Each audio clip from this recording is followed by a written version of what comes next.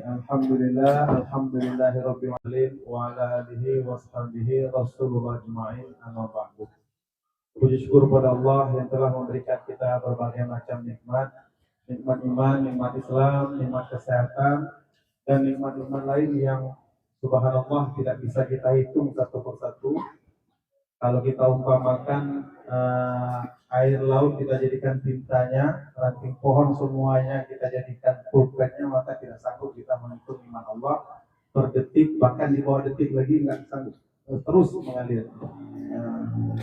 Dan Allah hanya sederhana diharapkan oleh Allah, yaitu kita Allah mengharapkan kita untuk bersyukur atas nikmat tersebut. Itu aja yang Allah harapkan. Bagaimana cara bersyukur kita, yaitu melaksanakan semua perintah Allah dan menjauhkan semua larangan Allah. Itu aja sederhana. Mungkin mudah-mudahan kita dimudahkan untuk hal tersebut. Dan salawat beserta salam kepada baginda Rasulullah Sallallahu Alaihi Wasallam, yang mana sampai hari ini, sampai detik ini, hasil penelitian 100 tokoh berpengaruh di dunia, masih Rasulullah yang berada di urutan teratas, dan belum ada tokoh yang mendahului dia ataupun mengalahkan Rasulullah sampai hari ini. Dan kenapa bisa seperti itu? Karena Rasulullah semuanya sukses, semua lini kehidupannya sukses, berhasil, berjaya. Bahkan saking berhasilnya, dari tidur sampai bangun tidur, semuanya itu bisa dicontoh. Sampai masuk kamar mandi pun bisa kita contoh. Masuk kaki kiri, keluar kaki kanan, tidak boleh berlama-lama, segala macam, apa saja. Makannya Rasulullah, sampai suami istri pun kita bisa contoh kayak mana. Siapa tokoh yang bisa kita contoh dari A sampai Z? Nggak ada. Dari tidur sampai bangun tidur kembali, nggak ada yang bisa kita contoh sampai detail Rasulullah. Makanya wajar sampai hari ini belum ada tokoh dunia yang bisa melayan Rasulullah. Dan tugas kita bangga sebagai umatnya. Kenapa? Karena ternyata Rasulullah lah yang patut jadi idola kita. Maka dari itu Rasulullah juga minta sederhana.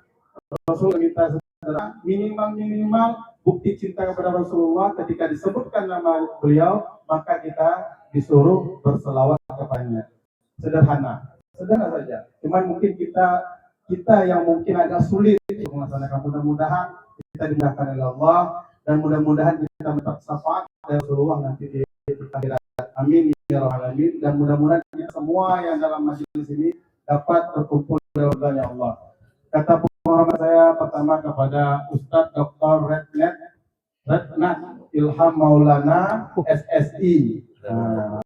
Aku salah tersebut. Ya, selanjutnya yang saya hormati juga para pengurus S3 Safari Subuh Sabtu yang juga berhadir, dan yang kami hormati abu-abu tengku-tengku, guru-guru kami, orang tua kami yang telah berhadir, jamaah Safari Subuh Sabtu S3. Semoga kita terus istiqomah dalam membina, memperbaiki diri. Mudah-mudahan kita selalu disibukkan untuk memperbaiki diri untuk lebih baik. Salam. Dan itu aja mungkin dari saya. Mari sama-sama kita mulai dengan membaca basmalah. Bismillahirrahmanirrahim. Dan insya Allah pengajian malam ini akan diisi oleh Ustaz Ilham Maulana. Mungkin nggak panjang-panjang, Ustaz. Siap. Materinya mungkin 30 menit. Kan diskusinya banyak. Permintaan jamaah, Ustaz. Jadi permintaan jamaah dengan model pengajian agak ada diskusinya, Ustaz. Mungkin nanti tergantung Ustaz. Karena tinggal ilmu mungkin ya. Mungkin selanjutnya kami serahkan kepada Ustaz. Kepada Ustaz kami persilakan dengan segala hormat. Bismillah. Assalamualaikum warahmatullahi wabarakatuh.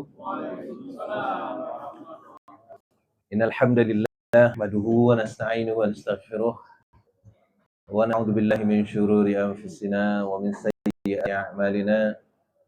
May yahdihillahu fala mudilla lahu wa may yudlil fala hadiya lahu. Allahumma shalli wa sallim ala Muhammadin wa ala alihi wa sahbihi wa man tabi'ahu ila yaumil qiyamah. Bapak-bapak sidang jamaah kajian yang dirahmati Allah Subhanahu wa taala, dan ibu-ibu, lupa, mohon maaf ya. Ada ibu-ibu. Bersyukur kita kepada Allah Subhanahu wa taala atas nikmat yang Allah berikan kepada kita sampai saat ini. Allah masih panjangkan usia kita, sehatkan jasmani dan rohani, dan memberi kita hidayah yang membuat kita masih bersemangat untuk menuntut ilmu agama, untuk menambah rasa kita pada Allah Subhanahu wa taala. Salawat dan salam kita persembahkan kehadiran Nabi besar Muhammad sallallahu alaihi wasallam, Nabi yang Allah utus untuk kita, yang membawa risalah kebenaran, mengajarkan kita segala yang kita butuhkan untuk hidup di dunia dan untuk hidup di hari kemudian. Sehingga orang-orang yang berada di jalan Allah, di jalan Rasul sallallahu alaihi wasallam, dijamin la khaufun alaihim wa lahum yahzanun. Dijamin tidak akan pernah mengalami kesedihan dan tidak akan pernah mengalami kekhawatiran. Sehingga sederhana sekali sebenarnya. Sederhana sekali. Cara indikator terbesar yang bisa kita langsung lihat ketika kita beragama atau tidak, cuma di posisi itu saja sudah jelas. La khaufun alaihim wa lahum yahzanun.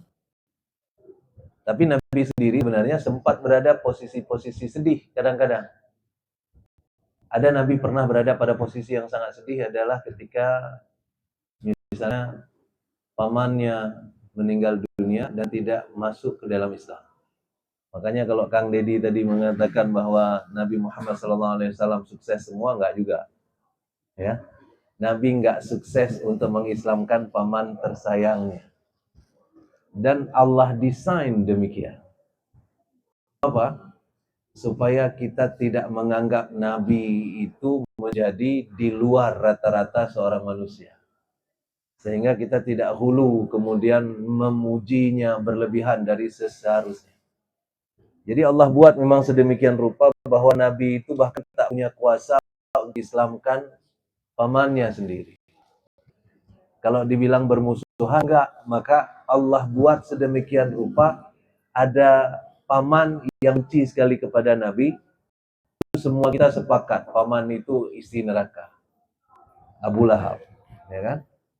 Makanya sampai hari ini nggak pernah ada orang yang memberi nama anaknya Abu Lahab. Kan nggak ada ya. Nah, istri Abu Lahab juga nggak ada yang kasih nama. Padahal istri Abu Lahab namanya cantik sekali. Namanya Ummu Jamil. Bahasa Indonesia berarti kan bunda cantik. Ya. Ummu Jamil kan bunda cantik. Tapi nggak ada yang kasih nama Ummu Jamil sekarang. Itu istri Abu Lahab tuh. Ya. Tapi Allah juga menghadirkan ada paman Nabi yang sayang betul sama Nabi, melindungi dakwah Nabi, memberikan hartanya untuk perjalanan dakwah Nabi. Tapi paman ini nggak beriman. Paman ini sebenarnya percaya dengan kebenaran yang dibawa Rasulullah SAW, tapi paman ini nggak iman. Kenapa? Kalau Allah sudah desain, yang lebih dari itu bisa kejadian. Maka ada Nabi nanti yang Allah buat anaknya tidak beriman. Ada Nabi yang Allah buat anaknya tidak beriman. Ada Nabi yang Allah buat istrinya tidak beriman. Orang-orang dekatnya tidak beriman. Coba bayangkan. Kejadian-kejadian seperti ini kadang-kadang terulang. Ada ulama besar yang ada orang-orang dekatnya kemudian tidak dekat dengan Allah Subhanahu wa taala. Ada itu. Kenapa? Karena Allah desain itu supaya kita tetap sadar bahwa mereka juga manusia. Mereka tidak mendapatkan semua yang mereka minta. Mereka tidak bisa mendapatkan semua yang mereka mau. Tapi yang Allah jamin bukan itu. Ketika kita berada di jalan yang benar, Allah tidak jamin kita akan mendapatkan semua yang kita mau. Nggak ada surat itu di dalam Al-Quran. Bahwa kalau kamu berada di jalan yang benar, semua yang kamu inginkan akan kamu dapatkan. Nggak ada itu. Yang ada yang Allah sebutkan adalah faman tabi'a hudaya, siapa yang mengikuti petunjukku fala khaufun alaihim wa lahum yahzan. Maka dia dibebaskan dari kesedihan, dibebaskan dari kekhawatiran. Jadi tidak dapat apa yang kita mau, mungkin ada rasa sedih sebentar. Tapi kemudian cepat tersadar. Nabi SAW demikian. Ketika Abu Talib meninggal dunia, Nabi kan sebenarnya agak sedikit sedih karena pamannya wafat tidak dalam keadaan beriman. Tapi kemudian Allah Subhanahu wa taala langsung mengirimkan ayat kepada Nabi, "Innaka la tahdi man ahbabta, walakinnallaha yahdi man yasha." Muhammad, engkau mungkin tidak mampu memberikan hidayah bahkan kepada orang yang kau cintai sekalipun. Allah yang pilih orang-orangnya. Di situ langsung selesai. Langsung hilang kesedihan. Kenapa? Karena kembali teringat bahwa Allah lah penentu semua kejadian. Nabi Nuh alaihissalam kan kayak gitu juga. Nabi Nuh alaihissalam ketika anaknya itu tidak mendengar kata-katanya, Nabi Nuh memohon ampun kepada Allah atas anaknya. Tapi Allah kemudian mengatakan dia bukan anakmu, dia bukan bagian darimu, ya kan? Nabi Nuh sepakat. Nabi Ibrahim juga demikian. Nabi Ibrahim minta ampun untuk ayahnya. Kemudian Allah juga menegurnya. Nabi Ibrahim pun sepakat. Itu sebabnya sidang jamaah yang dirahmati Allah Subhanahu wa taala. Itu sebabnya kita kaji ilmu agama. Apa sebenarnya? Supaya kita paham apa makna dari setiap kejadian. Karena setiap kejadian itu tersirat firman Allah di dalamnya. Tersirat bahasa Allah di dalamnya. Setiap kejadian. Apapun itu. Karena tidak ada yang tidak didesain oleh Allah. Semua didesain. Cuma persoalannya apa? Nah, persoalannya kan hari ini, ketika kita berislam pun, yakin dengan Allah Subhanahu wa taala, yakin itu kan karena kita kebetulan dilahirkan sebagai orang yang berislam sejak awal. Ada yang malah di sini? Ada ya? Yang wajah mirip-mirip mualaf nggak ada?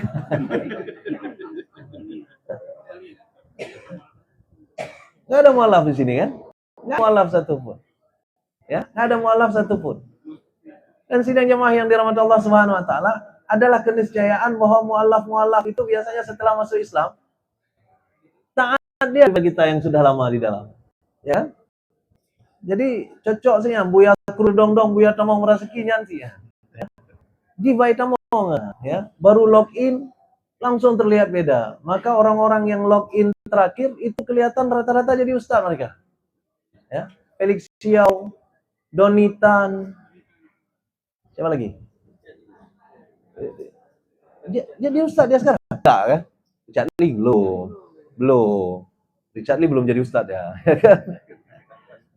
Richard Lee belum. Ya, siapa lagi tuh Bensu tuh? Ruben Onsu ya. Itu juga belum. Karena mereka login itu. Ya. Tapi yang muda itu si Ustadz Koh Deni. Nah, kan dia juga tuh. Koh Denis kan sudah mulai juga sekarang.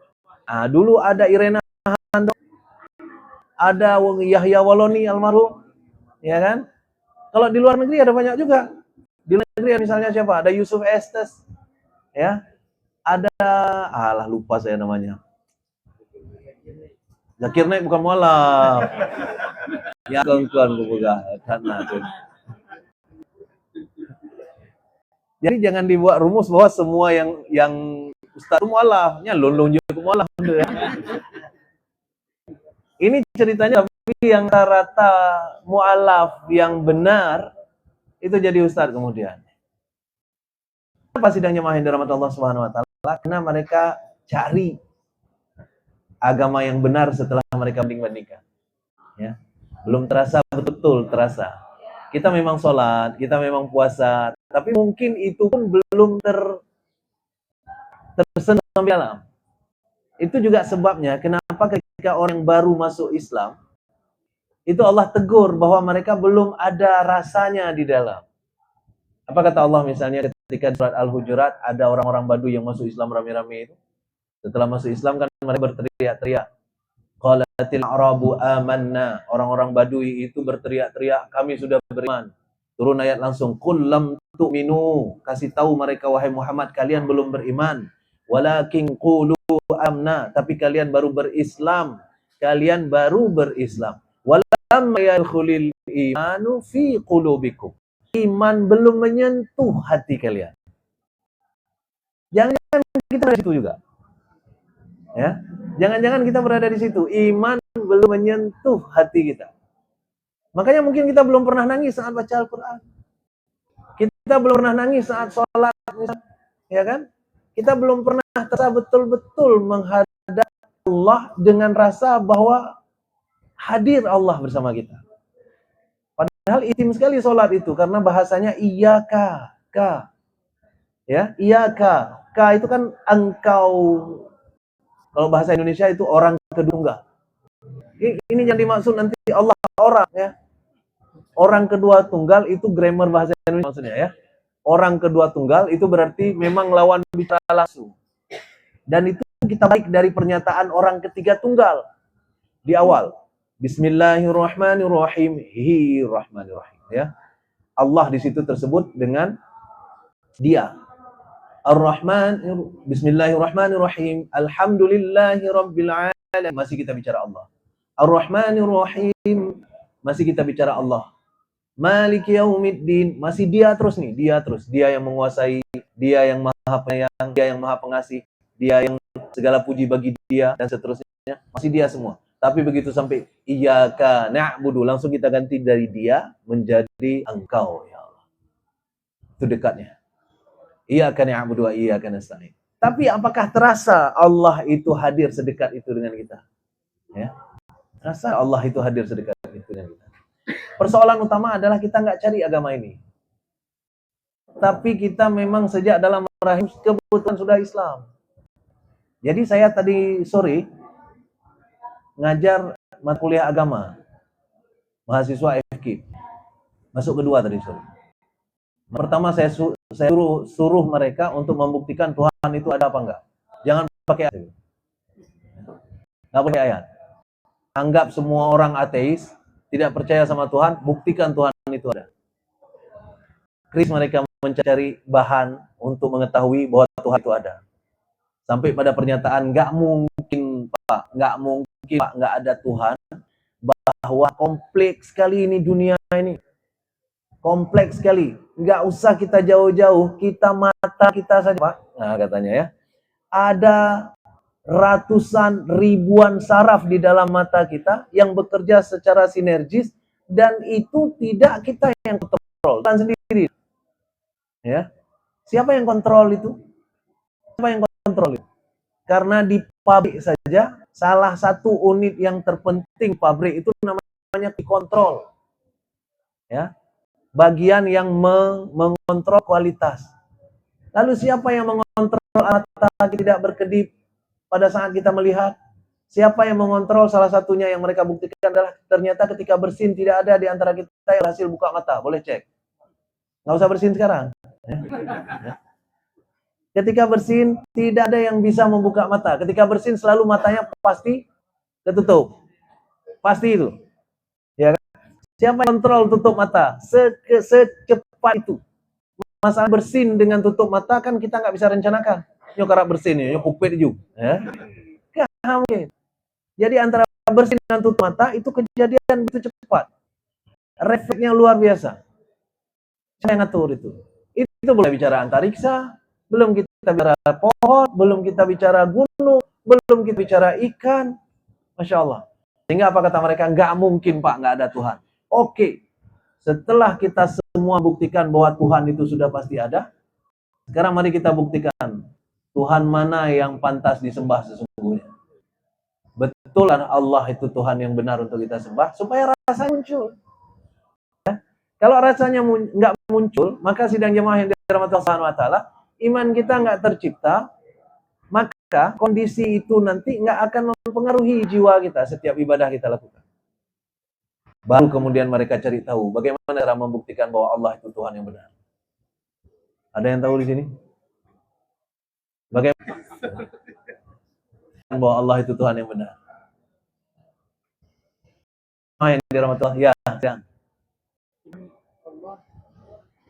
Ini karena ada dialog kan? Lebih seru kayak gini kan?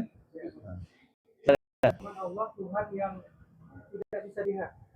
Cuman Allah Tuhan yang tidak bisa dilihat. Tuhan yang lain bisa dilihat, dan artinya dia bisa dibuat dan bisa diserupai oleh manusia. Cuman Allah yang tidak dilihat. Baik. Ada lagi? Seperti ruh. Berarti ruh Allah. Bagaimana kita buktikan? Nah itulah ya, masalahnya apakah semua yang tidak kelihatan Allah? Kan itu ceritanya kan? Itu pernah terjadi pada anak saya soalnya. Anak saya waktu kecil, dia melek lidahnya ke ke dinding rem. Ini waktu masih di Jerman ini. Ya, musim salju, dingin dinding tramnya. Saya antar dia sekolah, dia duduk di pinggir. Dia melek-melek lidahnya ke kaca tram. Dia teruk-teruk begini karena dingin. Saya bilang, "Jangan, Nak. Itu ada virus." Apa kata dia? "Di mana virusnya?" Dia nggak kelihatan, tapi dia ada. 2 minggu kemudian, mamanya sholat di rumah. Dia loncat ke atas ini mamanya ketika mamanya lagi sujud.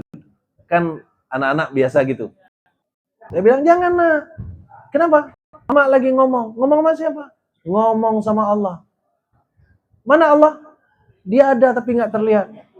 Apa kata anak saya? "Allah itu berarti virus." Ya. Karena beberapa hari yang lalu dia dapat informasi virus nggak terlihat, Allah juga nggak terlihat, ya kan? Sidang jemaah yang dirahmati Allah Subhanahu Wa Taala, tidak ada cara terbaik untuk membuktikan agama ini benar kecuali dengan jejak-jejak yang tertinggal. Muhammad Sallallahu Alaihi Wasallam sudah tidak ada. Oke, Allah Subhanahu Wa Taala tak bisa kita lihat.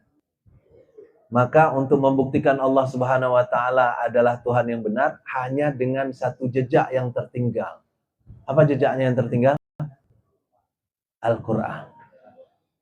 Al-Quran lah satu-satunya yang bisa kita jadikan pegangan untuk mencari betul bahwa Allah itu adalah Tuhan. Itu sebabnya banyak sekali orang-orang yang kemudian mempelajari Al-Quran padahal dengan cara yang tidak senang di awal, akhir-akhirnya login juga. Ya, akhirnya login juga. Terakhir ada cerita tentang, saya simpan nama dia. Ada cerita tentang seorang yang ingin menghancurkan Islam dari dalam. Namanya,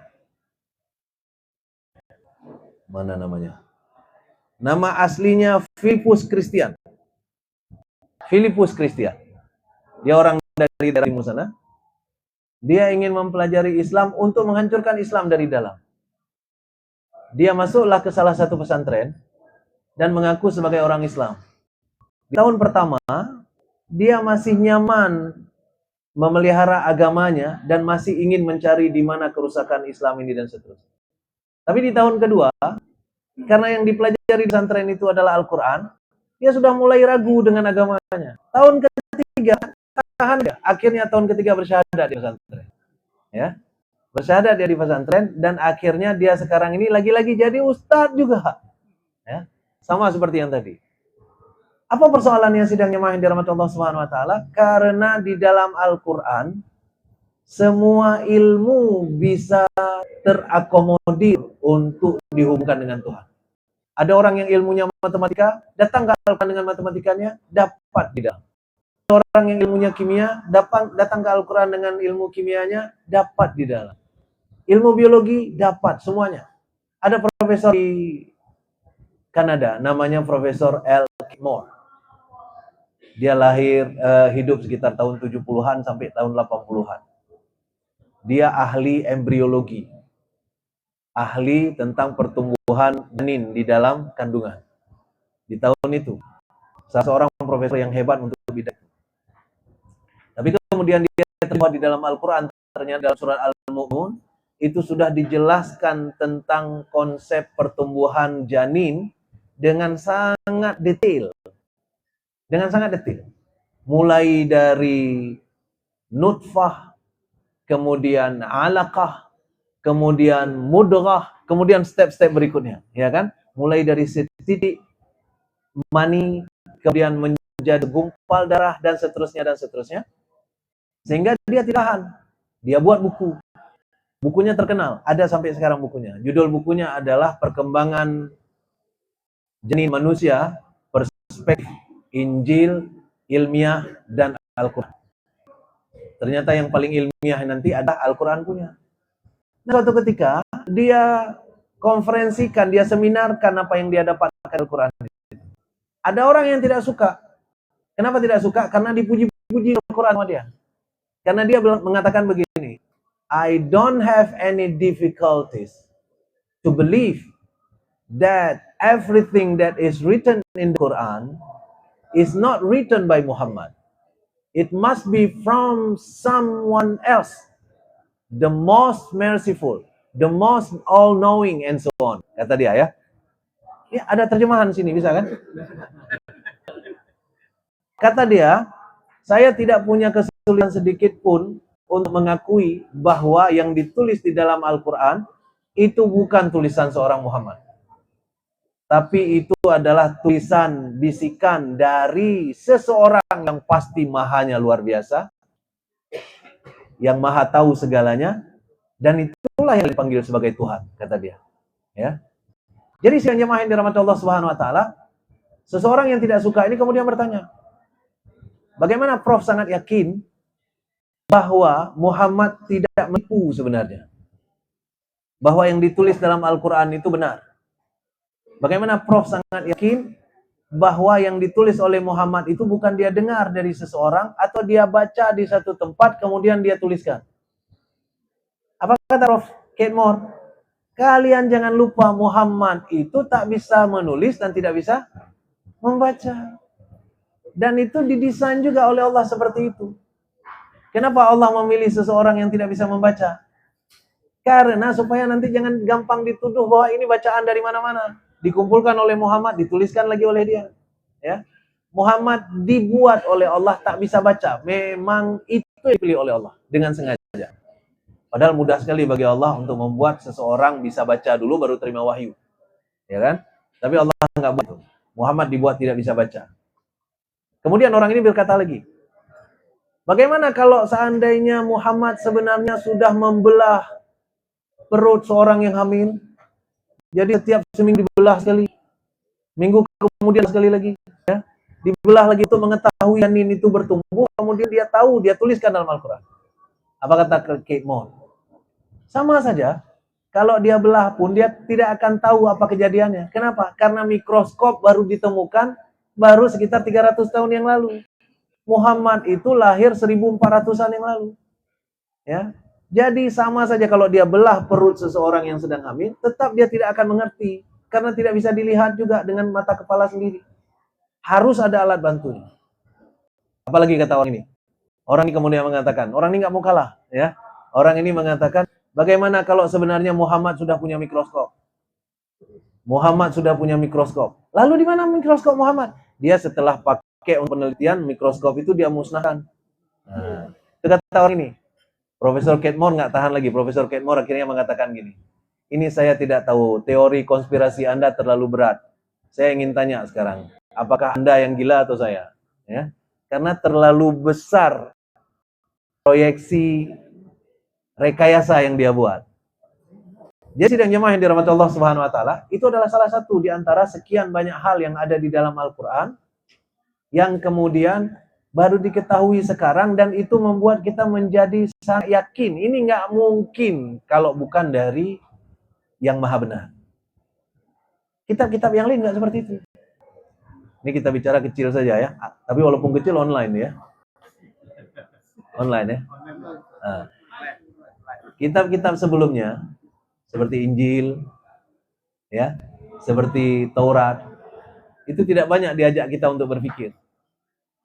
Karena nabi-nabi yang Allah hadirkan sebelumnya, ini berapa menit tadi disuruh? Ini sudah 29,25. Oke. Saya di sini biasanya ya. Kan kedua orang. Apa tadi? Injil. Jadi nabi-nabi sebelumnya yang membawa Injil, yang membawa Zabur, yang membawa Taurat, itu semuanya diberikan oleh Allah mukjizat yang visual. Kitabnya bukan mukjizat. Kitabnya adalah suruhan, anjuran, dan aturan. Tidak disebut mukjizat. Nabi Musa mukjizatnya tongkat. Nabi Isa alaihissalam mukjizatnya justru tangannya sendiri kan. Nabi-nabi yang lain mukjizatnya semua visual dan dinampakkan kepada orang sehingga orang kemudian setelah lihat beriman. Nabi Musa ketika ularnya keluar dari tongkatnya, ular besar, ahli-ahli sihir Fir'aun semuanya beriman. Semuanya beriman. Karena tujuan mukjizat adalah sebenarnya untuk membuat orang percaya, kemudian beriman. Mereka cuma diberikan mukjizat visual yang bertahan sementara karena mereka memang nabi yang akan didatangkan sementara saja. Setelah itu akan ada nabi selanjutnya. Khusus Nabi Muhammad SAW tidak banyak diberikan visual dalam mukjizat. Tapi mukjizat Muhammad SAW adalah ada dalam Al-Quran. Kenapa? Karena setelah Nabi wafat pun mukjizat itu masih tetap harus ada. Karena Nabi berikutnya nggak ada. Karena Nabi-Nabi yang lain setelah Nabinya wafat bisa hilang. Bayangkan coba ketika Nabi Musa punya tongkat yang luar biasa, yang tongkatnya bisa jadi ular, tongkatnya bisa jadi api, tongkatnya bisa jadi buat jalan, ya kan? Kan luar biasa tongkatnya. Maka yakin saya kalau kita ngaji setiap hari sama Nabi Musa waktu itu, hal pertama yang kita pikir adalah kalau Nabi Musa wafat, tongkat itu aku ambil. Kan kayak gitu kan? Yakin saya. Tiap hari dalam pikiran kita itu aja, nyempajan dia tecok tongkatnya. Ya. Tapi ketika Nabi Musa wafat, apa yang terjadi dengan tongkatnya? Langsung offline. Tongkatnya langsung offline. Tongkatnya langsung nggak berfungsi. Itu sebabnya nggak ada tongkat yang diwariskan. Beda dengan tongkat Harry Potter ya. Tongkat Harry Potter pernah dicuri. Dan pada saat dicuri, orang yang mencuri tongkat Harry Potter itu langsung bisa jadi hebat. Sama seperti Harry Potter. Tapi ini enggak. Nah, itu namanya dongeng kan Harry Potter kan. Kalau ini enggak. Nabi Isa alaihissalam gitu juga. Ketika Nabi Isa alaihissalam diangkat ke langit oleh Allah, atau menurut mereka disalib, maka tidak ada lagi yang mampu menyembuhkan orang sakit, menghidupkan orang mati, dan seterusnya. Kenapa? Karena ini bukan tentang apa yang dia pegang, tapi tentang siapa yang memegangnya. Tapi Muhammad SAW agak beda. Muhammad SAW mukjizatnya Al-Quran. Itu diwariskan. Tidak mesti Muhammad SAW, kita pun bisa dapat mukjizat. Itu sebabnya semakin lama kita baca Al-Quran, harusnya semakin sadar kita Allah adalah Tuhan yang benar. Karena isi dari Al-Quran sebenarnya sederhana. Isi dari Al-Quran adalah Allah memperkenalkan dirinya. Itu Al-Quran. Makanya apapun cerita di dalam Al-Quran nanti ujung-ujungnya ditutup dengan apa? Dengan innallaha ala kulli syai'in qadir. Sesungguhnya Allah Maha Kuasa atas segala sesuatu. Nanti Allah cerita lagi lain-lain, apalagi innallaha basirum bima ta'malun. Sesungguhnya Allah Maha melihat apa yang kamu lakukan. Apalagi nanti Allah cerita macam-macam. Allah tutup lagi. Innallaha alimun khabir. Innallaha sami'un alim. Innallah. Selalu seperti itu kan? Bahkan surat yang terhubung langsung interaksi antara manusia dengan manusia. Surat apa itu? Al-Hujurat. Surat Al-Hujurat itu adalah interaksi tentang manusia dengan manusia. Bahkan para ulama banyak yang menyebutkan surat Al-Hujurat itu nyawanya itu adalah innamal mu'minuna ikhwah. Itu nyawanya. Bahwa muslim itu sesama muslim bersaudara. Innamal mu'minuna ikhwah fa aslihu baina akhawaykum wattaqullah wattaqullaha la'allakum turhamun. Allah suruh kita berbaik-baik sesama muslim supaya kita dapat rahmat. Itu seluruh isi surat Al-Hujurat ceritanya adalah berbaik-baik sesama muslim. Isinya itu semuanya itu. Dari awal sampai akhir. Dimulai bagaimana adab terhadap Nabi, bagaimana cara memanggil Nabi, bagaimana mengantisipasi berita hoak, bagaimana dan sebagainya. Semuanya hubungan antara manusia dengan manusia. Tapi hampir di setiap ayat itu Allah menutup dengan memperkenalkan dirinya. Apa contohnya? Ya ayyuhalladzina amanu la yaskhar qaumun min qaum. Hai orang-orang yang beriman, jangan kalian saling ejeklah. Satu kaum mengejek satu kaum yang lain. Ya. Asa ayyakunu khairam minhum. Bisa jadi mereka lebih baik dari yang mengejek. Ya kan? Wala nisa'um min nisa' asa ayyakun khairam minhun. Jangan juga perempuan mengejek kelompok perempuan yang lain. Ini jarang-jarang ayat yang perempuan disebut khusus. Para mufassirin mengatakan kalau ada ayat yang perempuan disebut khusus berarti ada yang khusus terjadi sama perempuan. Termasuk yang ini. Masalah mengejek kelompok lain itu perempuan luar biasa. Ya kan? Maka Allah menyebut khusus perempuan di sini. Padahal biasanya konsep Al-Quran, kalau zakar disebut berarti mu'az ikut. Kalau disebut laki berarti perempuan ikut. Tapi kalau Allah sudah menyebut laki perempuan berarti di garis bawahi. Ya. Ada kekhususan di situ. Di sini disebut perempuan. Wala nisa'um min nisa' asa ayyakunna khairam minhun. Jangan juga sekelompok perempuan mengejek perempuan yang lain, kelompok perempuan yang bisa jadi kelompok perempuan yang diajak lebih bagus dari dia. Ya kan? Apalagi bunyinya ya. Wala talmizu anfusakum wa tanabazu bil alqab bi'sal ismul fusuq ba'dal iman. Jangan memberi gelar dengan gelar-gelar buruk. Ya kan? Sesama kalian. Kan kita sering itu. So ya. Alah, si gampang ya. Kan sering gitu ya. Jadi kita sering memberi gelar buruk. Itu pun tak boleh. Ya. Tapi di ujung nanti apa kata Allah? Ya. Wala tanabazu bil alqab bi'sal ismul fusuq ba'dal iman wa man lam yatub fa ulaika humul zalimun. Itu ayatnya belum selesai. Ada tambahan di kemudian yang ya ayyuhalladzina amanu jtanibu katsiran minadh-dhon. Karena itu sambungan. Ya, tadi setelah jangan mengejek, jangan memberi gelar, jangan memata-matai orang, ya kan? Wala tajassas tadi kan, jangan memata-matai orang. Allah tutup nanti innallaha tawwabur rahim. Sungguhnya Allah Maha penerima taubat. Jadi selalu ditutup dengan memperkenalkan Allah. Jadi sidang jemaah rahmat Allah Subhanahu wa taala, semakin kita baca Al-Qur'an, harusnya semakin kenal kita dengan Allah. Itu bedanya antara kita dengan para mu'allaf. Mu'allaf itu mereka baca Al-Qur'an setelah masuk. Bahkan ada yang belum bisa baca Al-Qur'an sudah masuk. Pernah mungkin saya sampaikan di beberapa kajian, ada namanya Lily J. Ada yang ikuti Instagramnya? Nah, itu saya akan ikuti Instagramnya ya. Lily J itu artis Australia. Dia penyanyi terkenal di Australia tadinya. Ateis, bukan ateis sebenarnya, agnostik. Agnostik itu percaya pada Tuhan tapi tidak percaya agama karena kecewa dengan orang-orang yang beragama ternyata munafik. Ya kan? Sehingga mereka nggak percaya agama. Apa yang terjadi? Dia baca Al-Quran pakai ChatGPT. Dia nggak ngerti bahasa Arab, nggak ngerti Iqra, nggak ngerti dia. Dia pakai ChatGPT aja. Dia tanya-tanya sama ChatGPT tentang kandungan Al-Quran. Dia tanya ChatGPT tentang kandungan Injil. Dia tanya ChatGPT kandungan macam-macam. Sampai kemudian pertanyaan dia sama ChatGPT sederhana. Kalau kamu adalah orang, kata dia ChatGPT.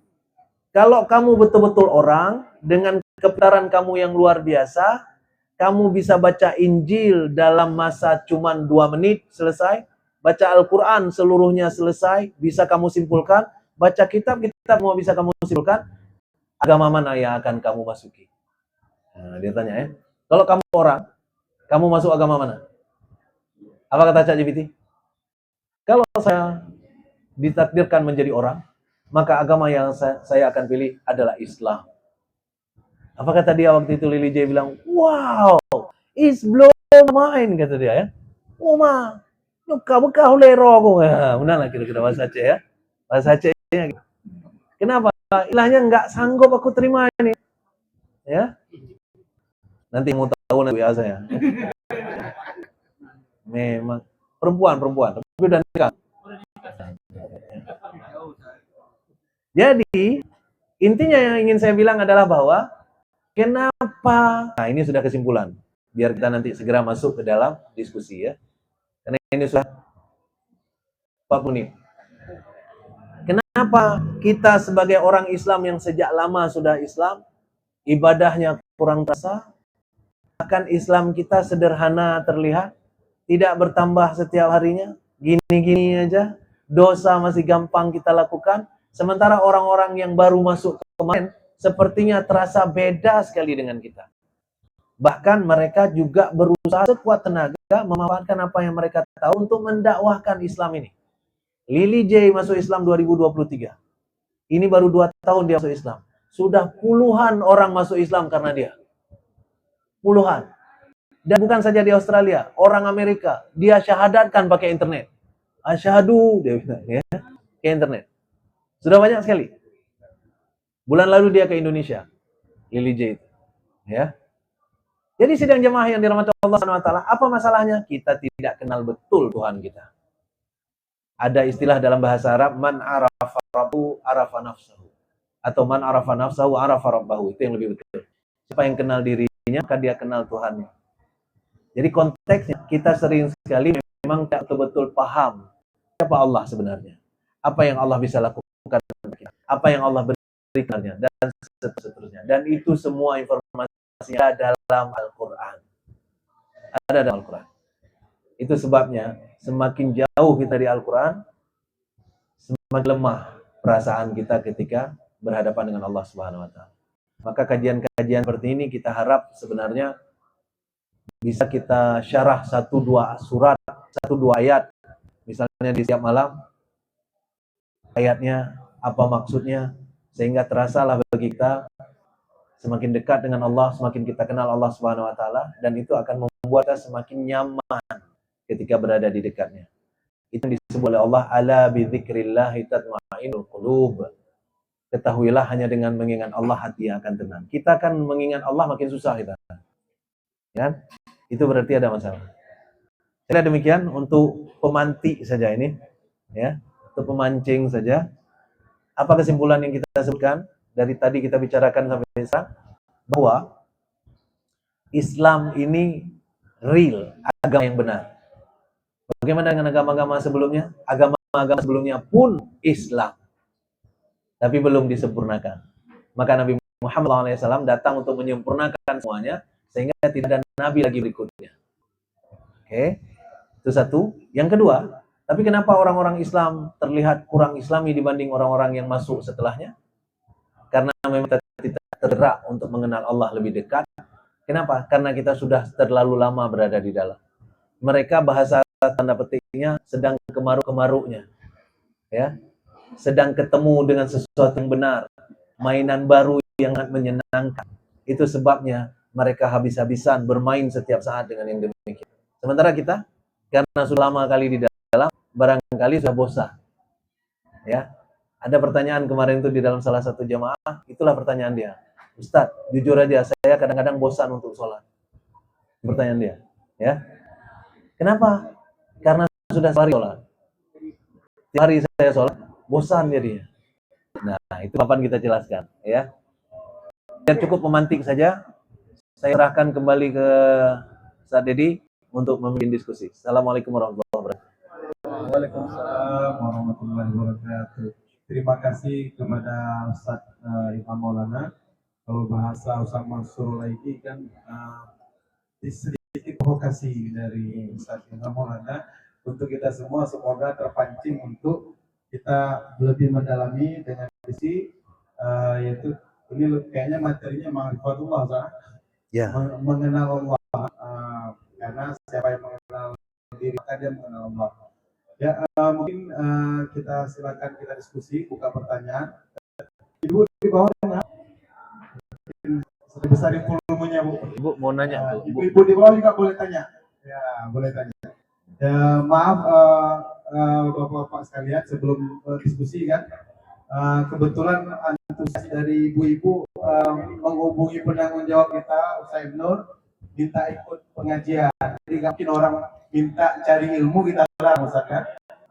Karena kemarin malam Rabu sebelumnya pakai bapak aja supaya rahasia bapak-bapak yang terbongkar depan ibu. Ternyata memang permintaan ibu-ibu juga ingin ikut. Nah, berarti kita bapak-bapaknya jaga-jaga aja sampai terbuka rahasia. Oke, itu aja mungkin. Selanjutnya mari sama-sama kita diskusi. Yang ingin bertanya silakan. Berapa orang? Ibu punya boleh, bapak boleh. Link ada di situ ya. Untuk perdana dengan saya Ilham Maulana, saya kayak Ustaz Mizat kemarin mungkin temanya umum aja. Boleh Ustaz? Boleh. Boleh yang dibahas oleh Ustaz tadi, boleh juga umum aja. Nanti ke depan mungkin kita akan tentukan pembahasannya, karena rutin kita tentukan pembahasannya apa. Ini bebas saja dulu malam ini, silakan. Yang ingin bertanya kami persilakan. Nggak ada pulang itu. Nggak ada pulang atau silakan. Mari. Ada mic-nya di situ.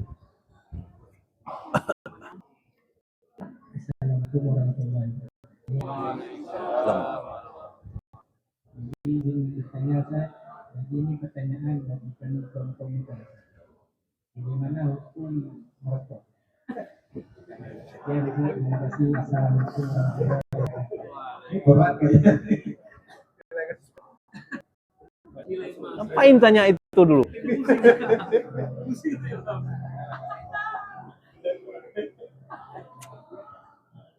Kepuyak tanyongnya nih.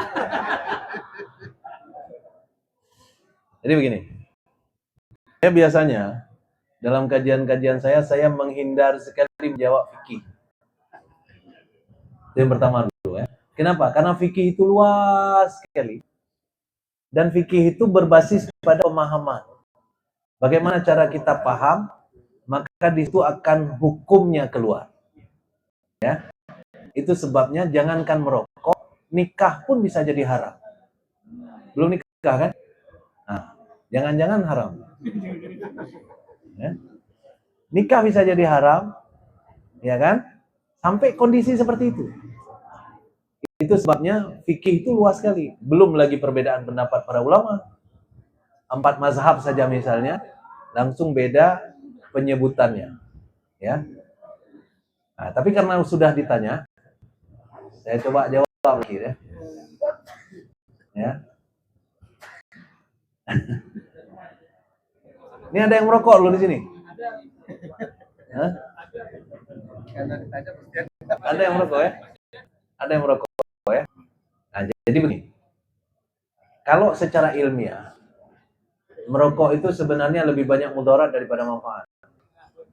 Itu satu lah. Ya kan?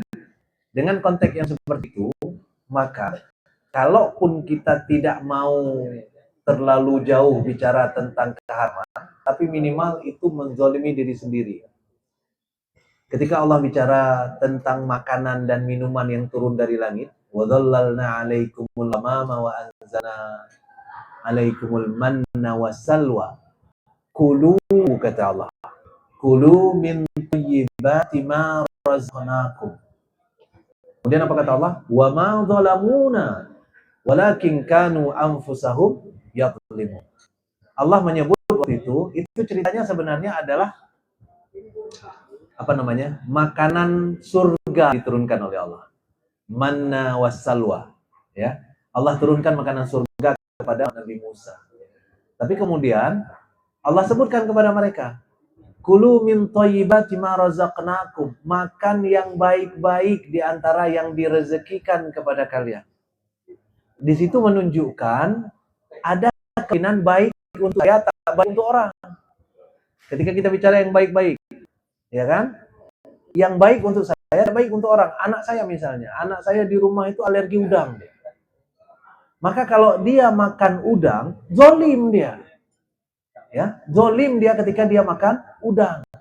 Karena apa? Karena tubuhnya sudah jelas tidak tahan. Oke. Begitu juga dengan rokok tadi. Rokok tadi, kita kira-kira alergi nggak rokok? Nah, kan itu kan? Secara ilmiah, semua orang alergi rokok. Kenapa? Karena hasil penelitian menunjukkan bahwa hisapan sebatang rokok itu bisa menguningkan selingan ini sampai kuning, betul-betul kuning, signifikan kuningnya. Satu batang. Ya. Belum lagi yang lebih banyak. Itu baru zalamu anfusahum tadi. Wa ma zalamuna walakin kanu anfusahum yadhlimun. Ketika Allah bicara tentang makanlah yang baik-baik, Allah sebutkan di ujungnya, kalian tidak akan menzalimi kami. Kalian menzalimi diri kalian sendiri. Kenapa Allah bicara itu? Allah bilang begini, makan yang baik-baik. Tapi kalau kalian tidak makan yang baik, itu bukan berarti kalian zalim sama kami. Kata, tapi kalian zalim pada diri kalian sendiri. Artinya apa?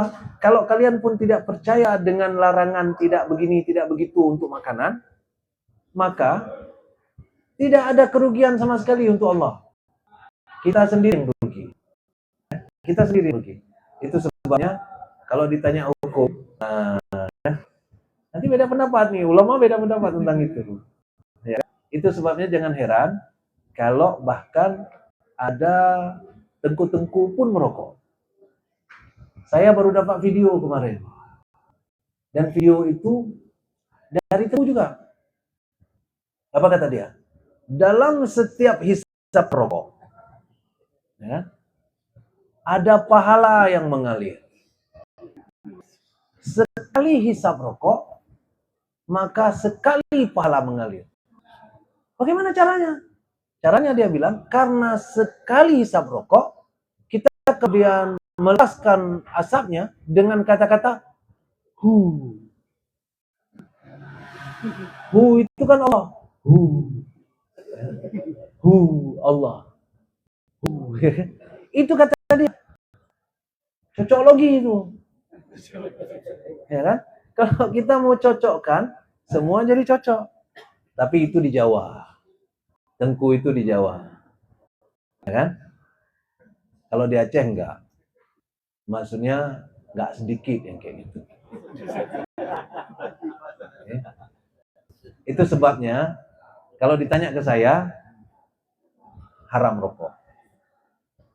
Ya. Kalau ditanya ke saya. Jadi fikih yang saya amalkan untuk rokok, haram. Haram pertama, zalim pada diri sendiri. Itu menentang perintah Allah. Haram kedua, karena dia zalim kepada orang-orang di sekitar. Jadi ada banyak hal tentang rokok yang orang tidak tahu, bahwa ternyata dia abunya, asapnya itu dalam bahasa kimia namanya aerosol padat. Pak Jul tahu itu. Aerosol padat. Dia akan lengket di mana-mana, lengket di bajunya, walaupun kemudian sudah tidak merokok, tapi di bajunya itu masih tetap ada aerosolnya. Dan itu bisa membahayakan orang yang kemudian dianggap dalam tanda petik pasif. Perokok pasif tadi. Bahkan perokok pasif itu tidak berada di sekitar dia pada saat dia merokok. Tapi dia pulang ke rumah dengan bekas rokok, itu sudah cukup. Saya, kalau pulang kajian, ada beberapa kajian yang rokoknya berat. Tapi saya rutin pula kajian di situ. Ya. Jadi di tempat itu nggak ada yang nanya kayak tadi. Besok saya undang ke kajian itu nanya. Oke. Habis nanya kabur terus, kalau nggak dikeroyok nih ya. Jadi di tempat itu kan rokok luar biasa rokok ya. Hampir semuanya merokok. Waktu duduk sebelum kajian merokok, waktu kajiannya di balai begini juga merokok. Nanti waktu duduk setelah kajian ngopi-ngopi merokok lagi. Ya. Saya kena rokok. Itu kalau saya pulang ke rumah, itu walaupun kadang-kadang ngopi lagi setelah ngaji sampai jam 1 malam baru pulang ke rumah, itu pulang, itu istri saya mandi, cuci rambut semuanya, baju diganti semuanya, dan direndam khusus semuanya. Baju saya semuanya yang tadi saya pakai itu direndam khusus untuk dia, tidak dicampur dengan baju yang lain. Kenapa? Rokok. Oke. Jadi begitulah dia kira-kira ya. Mudah-mudahan terjawab ya. Bereh dah. Bereh Mbak Dro bawa lain. Bawa lain sang berat ya. Ada lagi? Nyan kan kabrak kan kadang kan kabrak. Udah dulu. Kadang tekoh hamdan dua. Ini hari kami ingat. Rukuknya tapi dua bungkus. Apabila hanya lebih rukuknya hanya cas. Tapi mereka lebih rukuknya Kapalnya. Kita fikir, kita belajar, ya, kita sendiri, ini kan rukuk.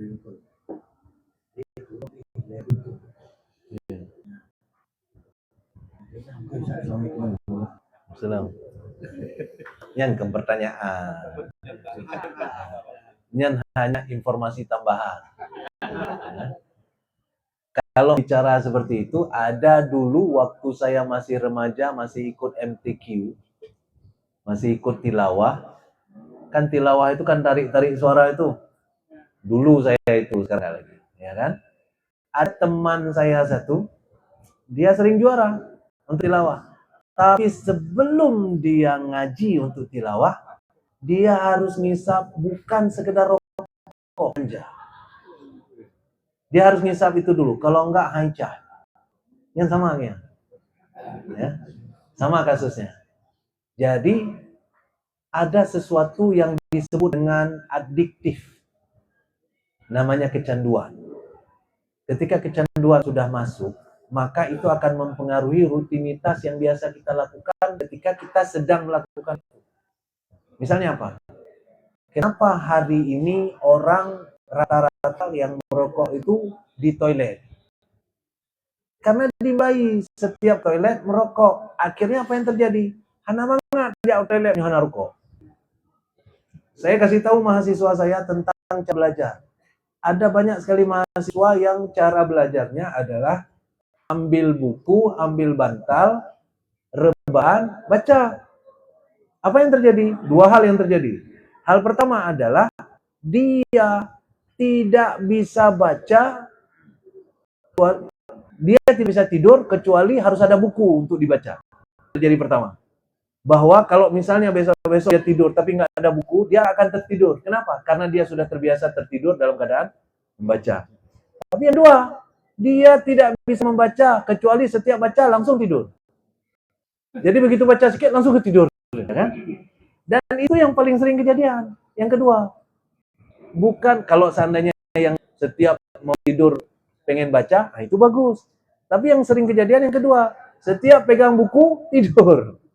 Itu namanya juga kecanduan. Jadi terbiasa dengan habituasi yang kita buat. Dan itu bisa kita didik pelan-pelan. Ya, itu bisa kita didik pelan-pelan. Tentu itu perlu treatment karena untuk membuat itu jadi begitu juga sebenarnya sudah di-treatment sejak awal. Makanya jadi demikian. Ya. Saya tidak menyalahkan Tengku itu, apalagi sudah Allah yarham ya. Sudah almarhum. Tapi intinya demikian. Kalau yang belum memulai nggak usah. Gitu ya.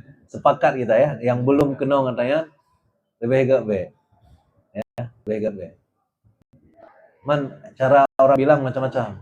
Ya. Ada dosen saya di kampus itu, dia karena divonis kemarin itu kena jantung, sehingga setelah divonis kena jantung dia nggak merokok lagi. Sekarang buncit dia. Kata dia, waktu merokok dulu nggak buncit saya. Ya. Ini gara-gara berhenti merokok. Ini rencana saya merokok lagi. Ya. Kenapa? Karena bayangan dia. Wallahu alam ya. Wallahu alam bisawab. Mudah-mudahan Allah melindungi kita dari hal-hal yang zalim pada diri sendiri. Amin ya rabbal alamin. Ada lagi? Silakan. Ibu-ibunya ada? Terima kasih Ustaz. Yang ingin saya tanyakan,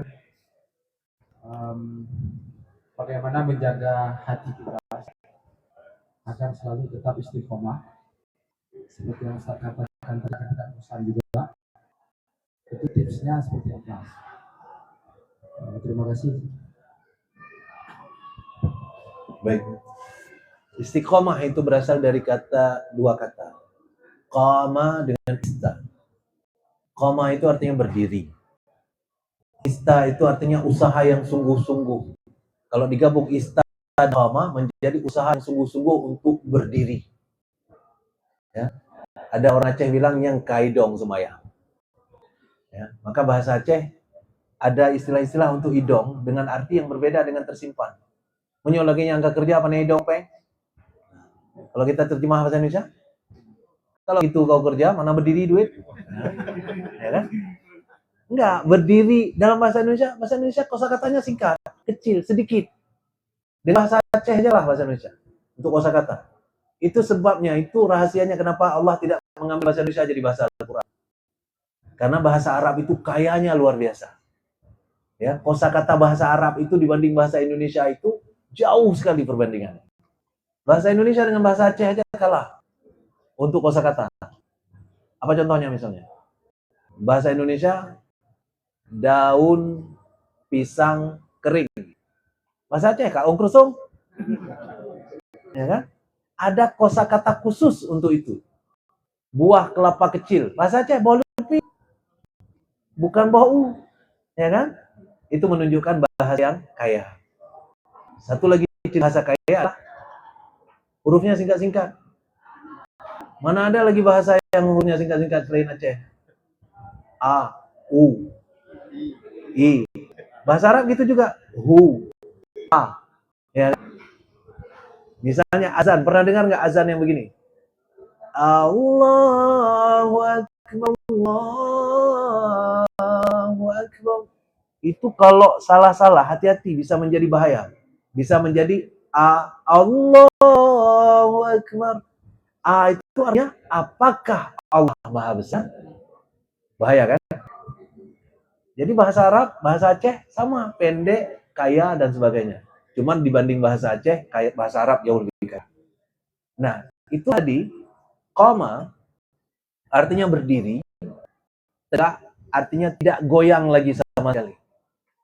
Ista, usaha untuk membuat itu tegak. Karena itu Allah tidak menuntut kita tegak. Allah cuma menuntut kita berusaha untuk tegak. Itu pentingnya. Ketika Nabi SAW didatangi oleh seorang sahabat ini bertanya begini, "Ya Rasulullah, tolong nasihati aku. Dengan nasihat itu aku tidak perlu lagi bertanya kepada orang lain tentang sebuah nasihat." Apa kata Nabi SAW? "Qul amantu billah mastaqim." Ikrarkan, aku beriman kepada Allah, kemudian istiqomahlah.